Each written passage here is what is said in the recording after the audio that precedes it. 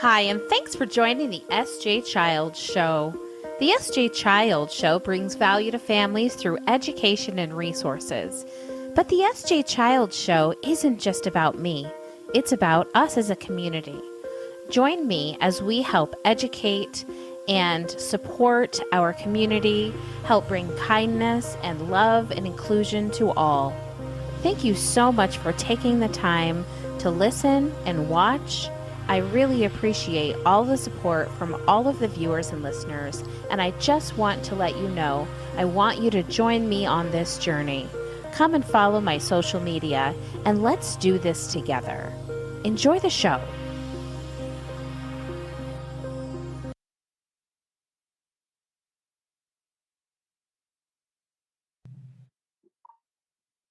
Hi, and welcome to the S.J. Childs Show. I'm your host, S.J. Childs, and today I have special guests all the way from Pennsylvania, Cristal and Andrew, or Andy Underwood. It's so nice to have you guys on today. I'm excited to talk about your amazing book series that you have and just kind of discuss what you have going on and things coming up in the future. So thank you so much for being here today. Yeah, thank you for having us. This evening as well, right? It's a little after dinner time here and almost bedtime, probably getting too close to there. Well, it's so nice to have you on. Tell us just a little bit of an introduction. Tell us about who you are. Start. Right? Okay. Name's Andy Underwood. I'm originally from Salem, Utah, small farm town. I grew up with the outdoors for my imagination. Loved to read. Everything was an adventure. Got in trouble a lot. Most of the time, it wasn't bad trouble. It was just, why did you do that? I'm surprised you survived the stories I hear. Mom would always go, "Where's my pie tin?" I would be out in the ditch panning for gold. I dug a big hole in the backyard and I put string around it because I had read in National Geographic about archaeological digs. Oh, yeah. And my dad says, "Why did you ruin my lawn?" that type of thing. So yeah, discovering, right? Discovery, exactly. I love it. Yep, I grew up here in Erie, Pennsylvania. I never moved away. And I grew up in a small family. I have one sister. I started writing probably around first grade. They had like little contests every year where you could write poetry and you could do that kind of thing. And I actually started winning little writing contests in grade school. I love that. And then I took some creative writing courses as I got older. And eventually, that's how I met Andy. It was an online writing group. And cool. We would post stories of our own, like little short stories or poetry or anything we wanted to write. And the members would kind of critique it and, get into a conversation about, what they liked about it. And that's how we actually met. And then we had an assignment to pair up with somebody and send them an email and start a story. And then when you were done, you email it to them and they pick up where you left off, not knowing where it was going. Wow. And we did that for 2 years and it ended up being the first book. Oh my gosh, that is so neat. Yeah. And what an incredible way to, just very authentic and very raw and natural to meet one another. Mm-hmm. I love it. And we found out our writing style while we were doing this is that we tried to sit down on the second book and actually format it and lay it out and say, okay. And have an outline. Yeah. It didn't work. Go back to emailing, folks. And we don't have an outline. We don't know where the story's going. We go back and forth, my turn, his turn, and somehow it works out in the end. and the way the story, the way we had it set up was that the two main characters, Ben, which is my voice, and Sarah, which is Cristal's, and they'll each have a half a chapter. And so each chapter is broke up in 2 points of view. And it goes just back and forth throughout the whole book. And honestly, you could take a look and read just Ben's point of view, and you would still get a story. Yeah. Or Sarah's point of view, and still get all the way through, and still You're have just getting, you're just getting the teen girl and the teen boy, their perception of things and their way of thinking, and being awkward and different, and trying to, feel like they fit in a little bit. Yeah. And you probably pulled some of those experiences from your own experiences, I'm sure. Mm-hmm. What about like researching kind of what teens are like now, or maybe some of the issues that they have now to include? Did you guys do some of that too? We kind of knew what was going on, because when we started writing, we still had teenagers. There you go. Right? Yeah. All our kids are grown and out of the house on their own now. So we were pretty much immersed in, especially Andy, because he's got 4 kids. I had a daughter, which was enough. A teen daughter is kind of stressful. Yes. Had one, got it, have it on the way. We both experienced bullying as children ourselves. Yeah. And then when our children got to a certain age, they were bullied as well. And we took action. We went to the schools. We went to, to contact the parents. We didn't just sit by and wait for things to change. We wanted, people to know that this is not acceptable. Yeah.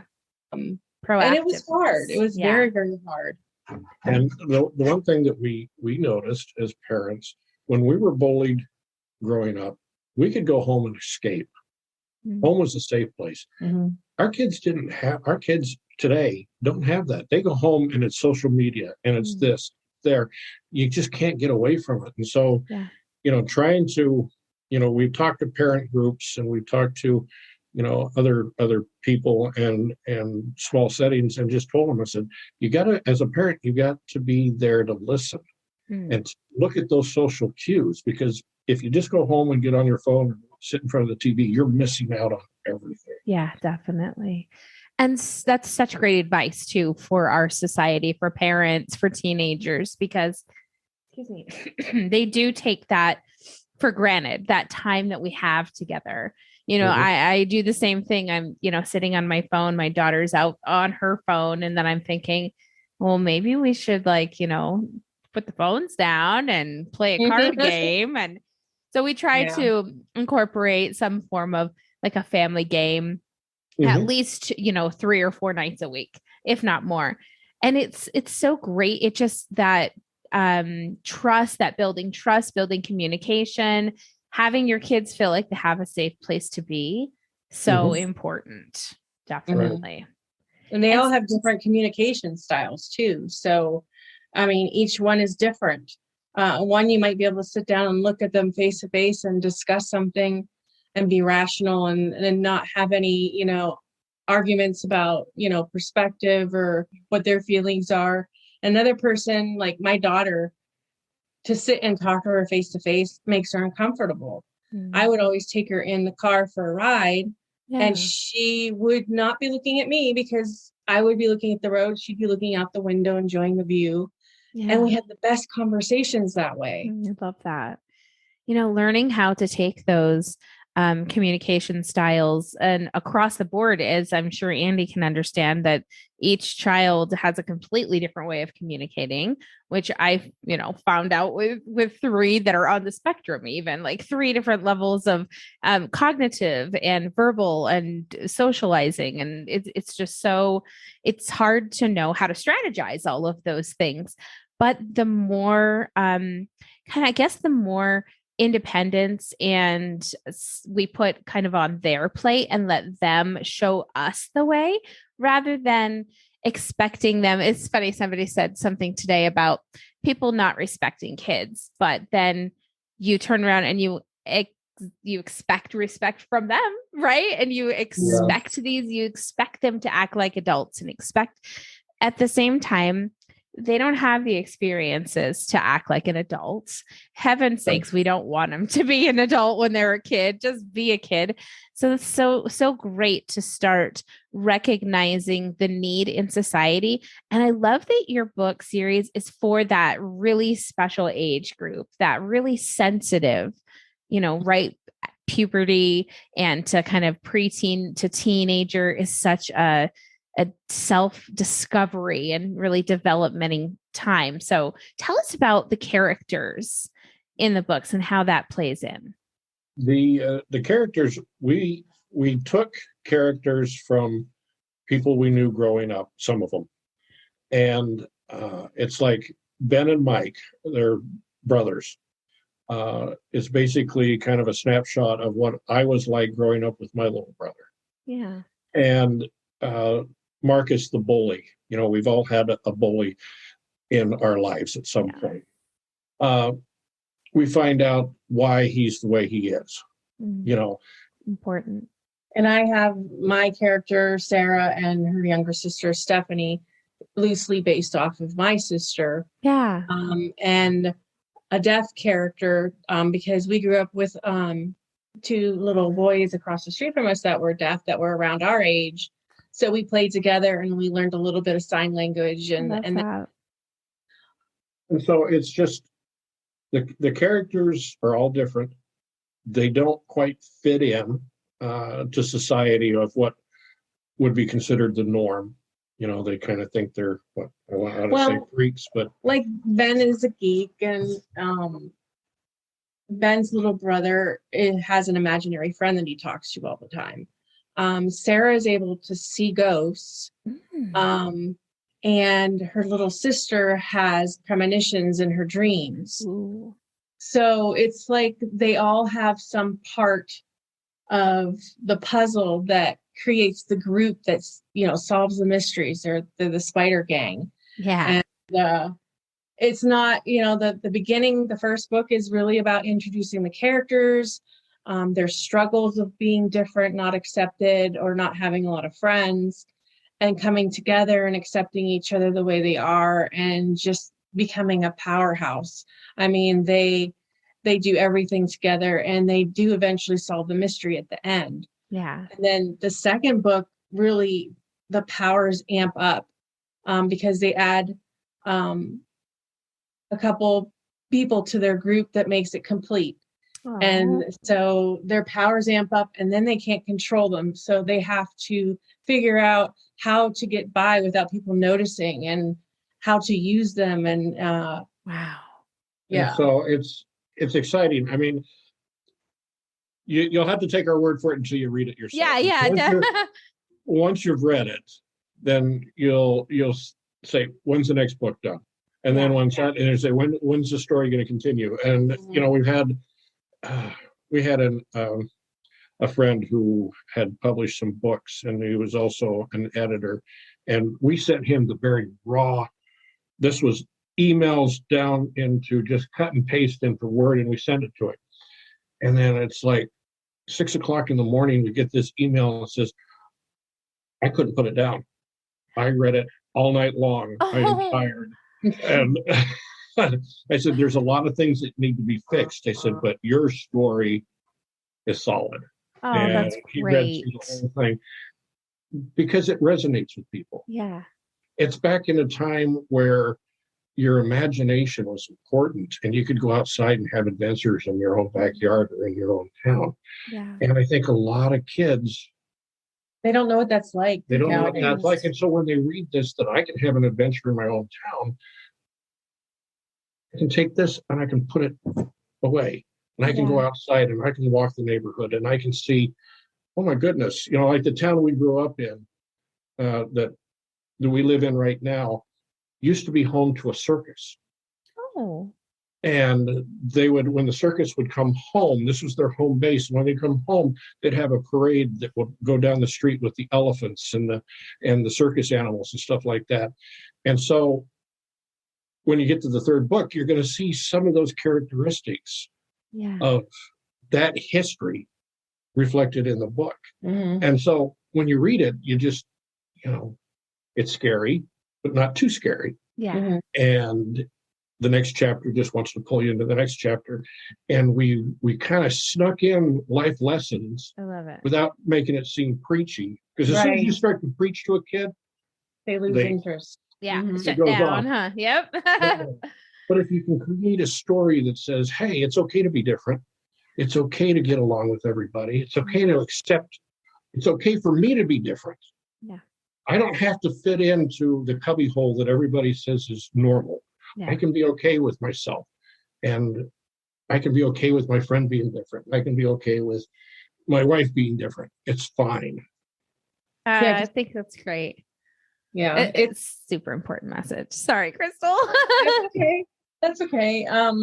It's just since we both grew up and struggled with bullying. Myself, I struggled with social anxiety and a panic disorder, and I wasn't diagnosed until I was about 20 years old. But I struggled really bad in school, and I went through a lot of therapy. I went to the guidance counselor's office constantly.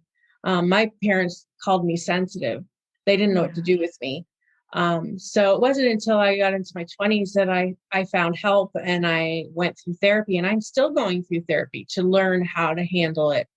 But there's no shame in, saying, hey, I'm different, and that's a good thing. Mhm. I always wanted to fit in. And now that I look back, I'm like, you know what? I wish I knew now what I, knew then So what I know true. now, Mm. because I tried so hard to fit into a mold and tried so hard to be liked. And now it's totally different. I really don't care if people don't like me. Yeah, right? No, I completely understand that. I think that I resonate with that so much in that I was an only child from divorced parents. So it always felt very lonely and like I didn't belong in a family. I didn't belong in the church group that everybody had brothers and sisters and all of the things. And I completely get that. And I was actually doing a podcast that it was very like vulnerable and uncovering all of these things about myself. And at the end, at the beginning, the gentleman had said, well, what was one of the things when you were like, 9 or 10 that you wanted more than anything? And I said, well, to belong. I just wanted to belong somewhere. I wanted to have something to belong to. And at the very end of the podcast, he, said, now you have this family, this best friend that is your husband for 18 years. And, these kids that love you and look up to you. You belong, like you do. And oh my gosh, I was like, oh, it's come true. Like, this like the childhood dream come true. And it was through so much struggle and so many me and my kids both or all three of them have outer ear microtia, which means we have just really teeny tiny little ears. They just look like baby's ears, basically. And I grew up and kids called me little ears all the time. Hey, little ears. Hey, little ears. And I was like pregnant with my, in my 30s at the grocery store. And somebody said, hey, little ears. And I was just like, no, enough is enough. Like, we're not going to be calling people. But it made me realize that, okay, my kids are going to go through this. It's not done. It didn't go away with my childhood, unfortunately. Like it's going to continue through their, future with the people they run into. And I have to prepare them. Like I have to make sure that they got to give them the tools they need. Exactly, that they feel confident and like they're proud of themselves for their differences, and kind of the same message. Just be proud of your differences. Realize that's what makes a community. Diversity is what makes a community. Yes. And to be able to see yourself in a character in a book and to be able to relate to it. Yeah. Like we have the deaf character. And then in the second book, we have an OCD character. Oh, The yeah. third book, we have a Down syndrome character and a gay character.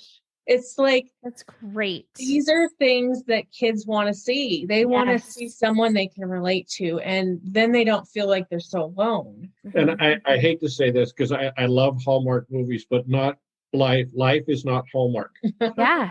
Life have different characters. They're not all beautiful, tall, full head of hair. great No, plaid shirt, right? Great No. plaid shirt. Yeah, Exactly. exactly. Things are different in the real world.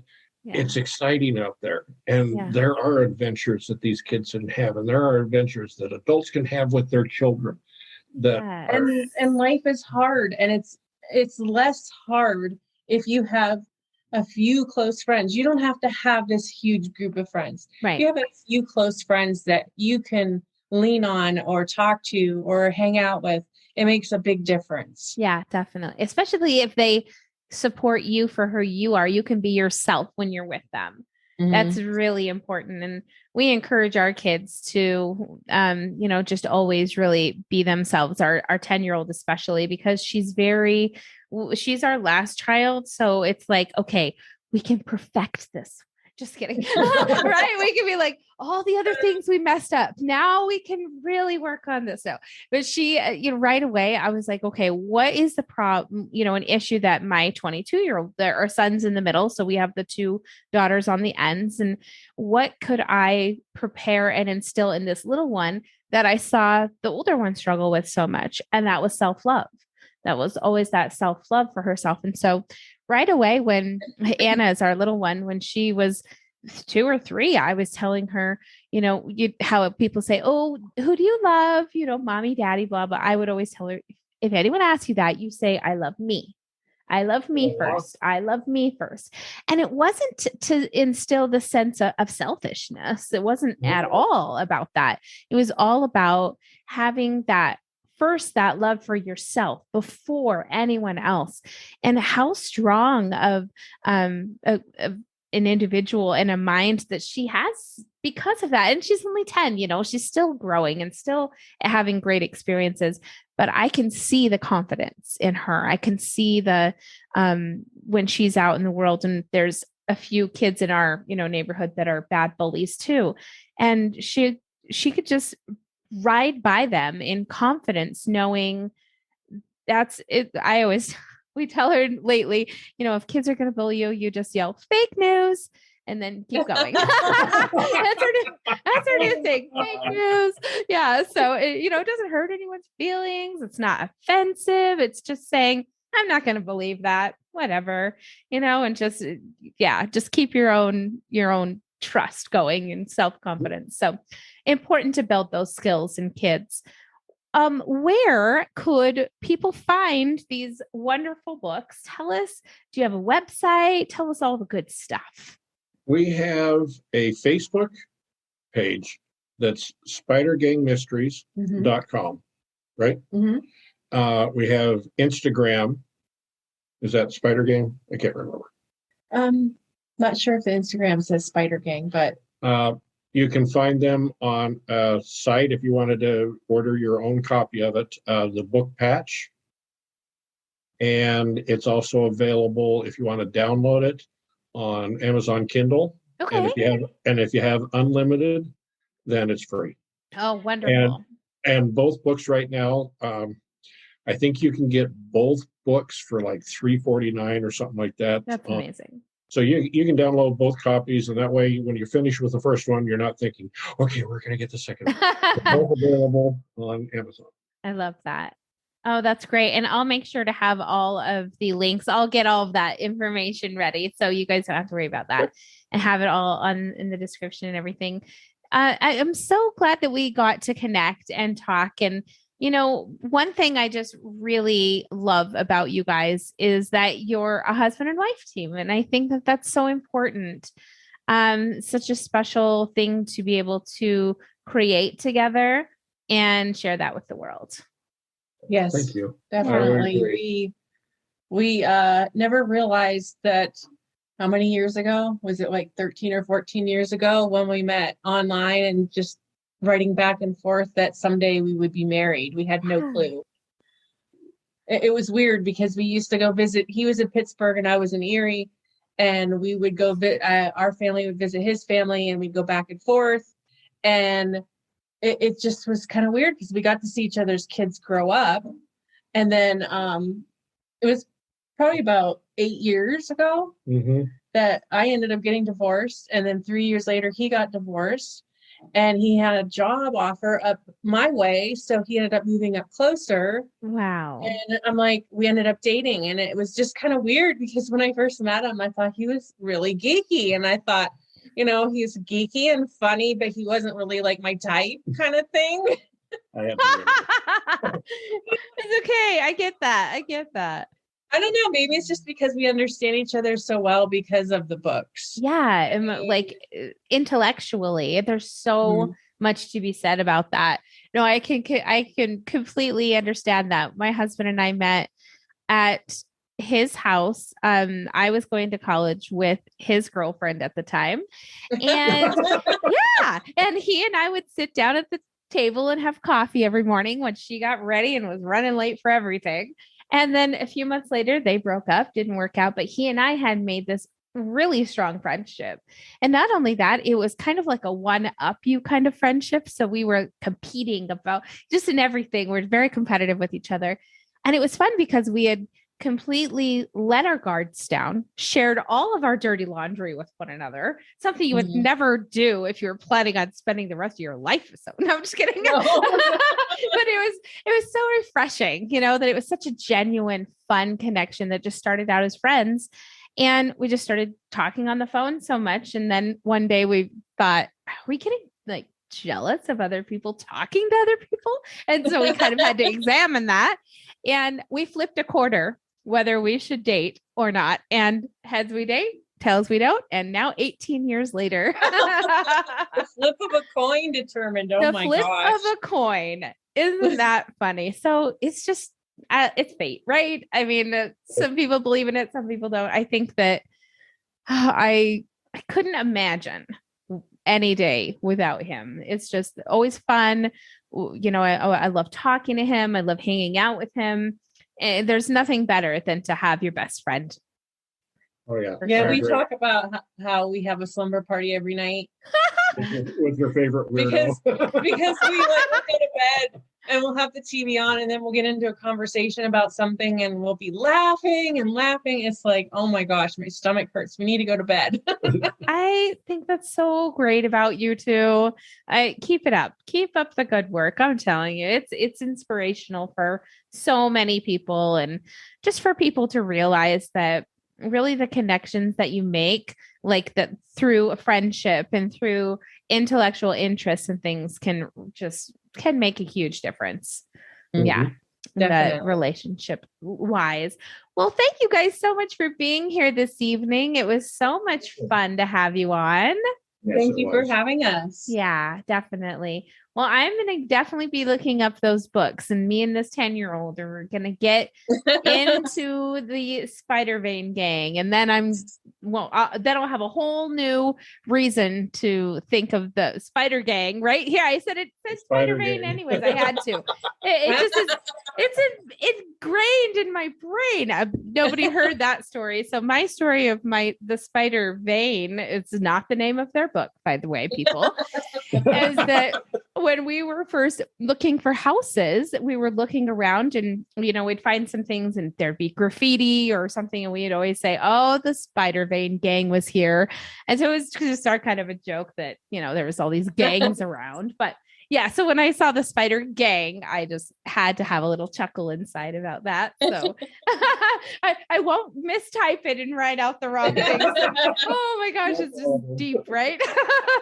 Thank you guys so much. It was so much fun. And I look forward to staying in contact and looking forward to the next upcoming books in your series. So we'll stay in touch. I enjoy your posts on Facebook. I'm following your daily message is just, it's inspirational. Thank you. Oh, thank you so much. It helps me. It helps me every morning. I didn't realize it would do such a thing, just the getting up and finding a quote to share with others. It's so rewarding inside for me too. So I love to hear positivity, because there's so much negative in the news and on social media. It's nice to have something positive. Yeah, definitely. Yeah. People hate me. They love me or hate me for it. Right. So, no, thank you guys so much. And we'll be in touch. All right. Thank you. Thank you. The SJ Child Show Produced by sjchildsllc. Thanks to all my viewers and listeners for your continued love and support. And thank you to the guests of the SJ Child Show. It's been an honor to have you on the show. Thank you to everyone who continues to support me. Go to my social media and let's build this community together through kindness, compassion, and education for others. Hi, and thanks for joining the SJ Child Show. The SJ Child Show brings value to families through education and resources. But the SJ Child Show isn't just about me. It's about us as a community.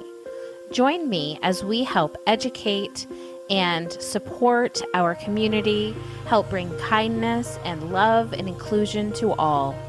Thank you so much for taking the time to listen and watch. I really appreciate all the support from all of the viewers and listeners, and I just want to let you know I want you to join me on this journey. Come and follow my social media, and let's do this together. Enjoy the show.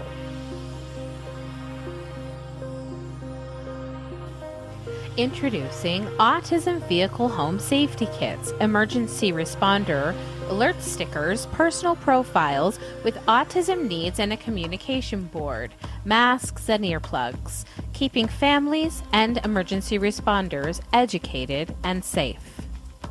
Get yours today at sjchilds.org. Helping autism families impact their child's developmental milestones through home relocation, community resources, and home designs. For every 3 homes Natalie Castro sells, she funds and designs a sensory room for a community center servicing individuals with autism. She volunteers to coach law enforcement, first responders, and ER nurses how to have a positive experience for individuals on the autism spectrum.